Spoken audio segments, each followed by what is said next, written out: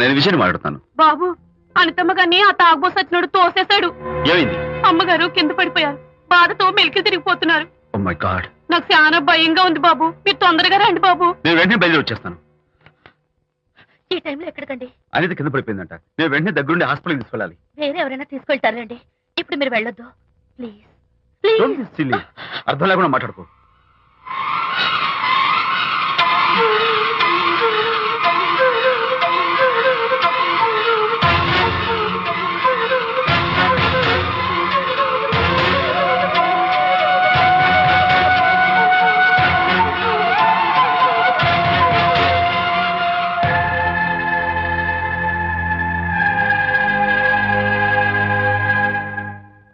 Doctor, అనితకి nothing to worry. కాలికి దెబ్బ తగిలింది కాబట్టి పర్వాలేదు. అదే కడుపుకు తగిలింటే అబార్షన్ అయి ఉండేది. Thank God. Anyhow she is lucky. చూడండి, నెలలు నిండుతున్న కొద్దీ మీరు మీ షీస్ మై ఫ్రెండ్ డాక్టర్. అలాగా. పెయిన్ ఎక్కువగా ఉంటే ఈ టాబ్లెట్స్ వాడండి. అలాగే డాక్టర్. ఇంత చిన్న దెబ్బకి అంత ఇదైపోతావేంటి విజయ్? చిన్నదేం కాదు, జరగకూడదు జరుగుంటే చాలా పెద్ద అయ్యేది. నువ్వు ఉన్నావుగా. సర్లే. డాక్టర్ ఏం చెప్పారు తెలుసా? నువ్వు పిచ్చి పిచ్చి ఆలోచనలు పెట్టుకుని మనసు పాడు చేసుకోవద్దని, ఎప్పుడు సరదాగా ఉత్సాహంగా ఉండాలని, కష్టమైన పనులు ఏమీ చేయకూడదని, బాగా రెస్ట్ తీసుకోవాలని, సమయానికి మందులు వేసుకోవాలని, మంచి ఆహారం తీసుకోవాలని, జ్యూసెస్ తాగాలని, ఎక్సర్సైజ్ చేయాలి. ఇవన్నీ డాక్టర్ గారు చెప్పుండరు. నువ్వే కావాలని చెప్తున్నావు కదా. అఫ్ కోర్స్, ఇందులో డాక్టర్ చెప్పిన కొన్ని, నేను కల్పించి చెప్పిన కొన్ని. ఈ డెకరేషన్ అంతా ఎందుకో తెలుసా? నా కొత్త ఫ్రెండ్ కోసం. కొత్త కొత్త ఫ్రెండా? నేను కాకుండా? ప్రస్తుతం నీ కడుపులో రెస్ట్ తీసుకుంటున్నాడు. రేపు వాడు బయటకు వచ్చాక నా చెవి పట్టుకుని, ఎరా భడవా, మా అమ్మ నీ బెస్ట్ ఫ్రెండ్ అంటావే, మరి తను ఎలాగైనా చూసుకోవటం. నువ్వు చేసిన తప్పు శిక్ష ఉండో తెలుసా? నేను నీ బట్టల మీద, ఆ తర్వాత నీ మీద పోసేస్తాను అన్నాడు అనుకో, ఆ అత్తల సువాసనలకి, ఆ గుహాళింపులకి నేనేమైపోవాలి, నా బట్టలేమైపోవాలి. కాబట్టి అమ్మడు, నా లిటిల్ ఫ్రెండ్ కోసం ఇక్కడి నుంచి నువ్వు నా మాట వినాలి, తప్పదు. ఓకే విజయ్, నువ్వు నా తోడు లేకపోతే నేనేమైపోయేదాన్ను. నీ ప్రేమ అభిమానం చూస్తుంటే నాకేమనిపిస్తుందో తెలుసా? మళ్ళీ జన్మంటూ ఉంటే నీ కడుపున వచ్చి పాపాయిని పుట్టాలనిపిస్తుంది. ఇంతకంటే ఎలా చెప్పాలో? ఊరుకో. మా అనిత ఎప్పుడు ఇదొకటి అనితలాగే సరదాగా, హుషారుగా, అల్లరి చేస్తూ, గోల్ చేస్తూ ఉండాలి. ఓకే, కమా చిరా. That's good. Come on, let's go. రా తల్లి రా. అల్లుడితో చెప్పకుండా అలిగొచ్చేసావా? చాలా మంచి పని చేశావు. నా కడుపున పుట్టినందుకు నేను గర్వపడుతున్నాను. దానికి కారకుండైనందుకు నేను సిగ్గుపడుతున్నాను.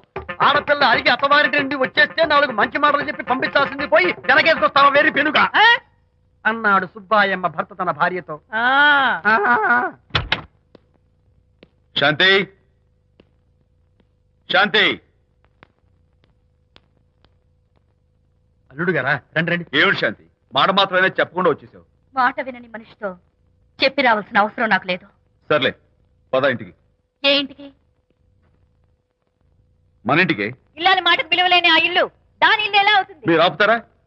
శాంతి, నువ్వు చిన్న విషయాన్ని పెద్ద విషయం చేస్తున్నావు. చిన్న విషయమా? ఇది చిన్న విషయమా?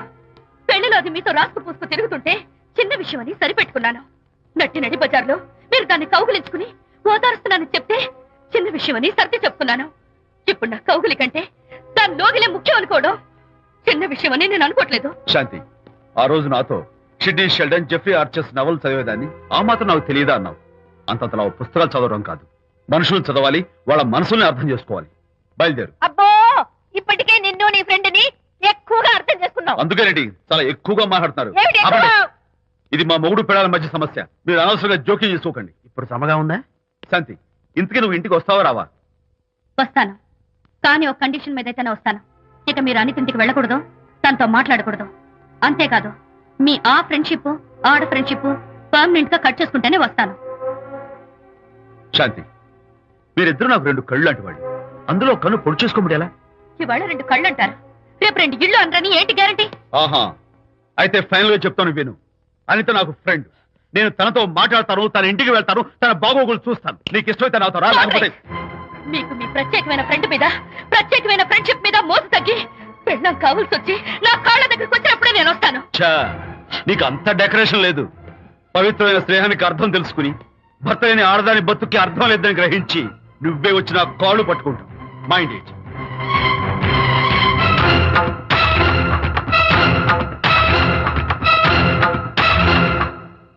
ఇది అలోపతి, ఇది హోమియోపతి, ఇది ఆయుర్వేదం, ఇది యునాని మందు.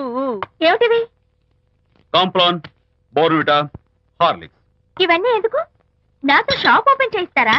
అయ్యో, షాప్ ఓపెన్ చేయడం కోసం కాదమ్మా, విజయ్కి నీ పట్ల ఉన్న ప్రేమాభిమానాలు ప్రదర్శించడం కోసం ఇవన్నీ కొన్నాడు. విజయ్, ఏంటిది? నీకేమైనా మతిపోయిందా? శ్రీమతితో గొడవపడిన ఏ మొగుడికైనా మతి ఉంటుందా? శ్రీమతితో గొడవ పడ్డావా? ఎందుకు? గొడవ? అదేం కాదు, వాడు మాటలు పట్టించుకోకు.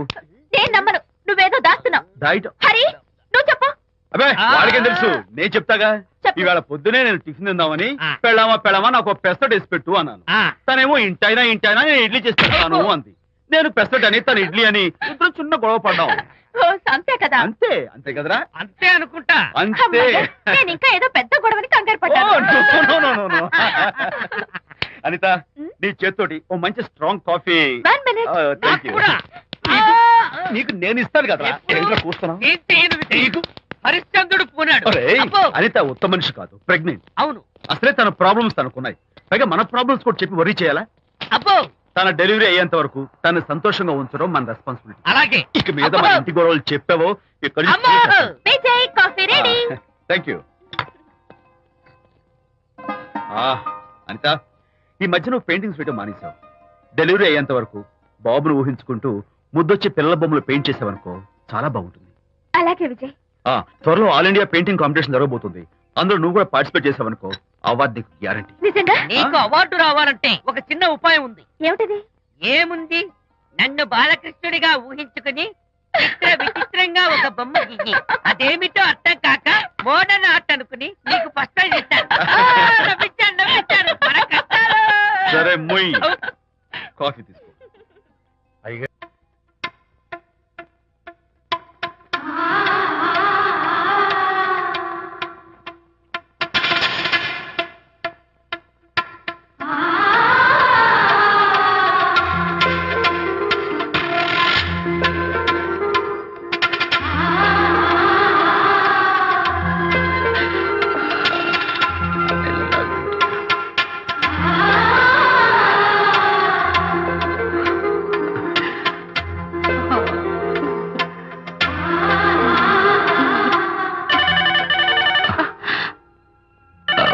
One sec.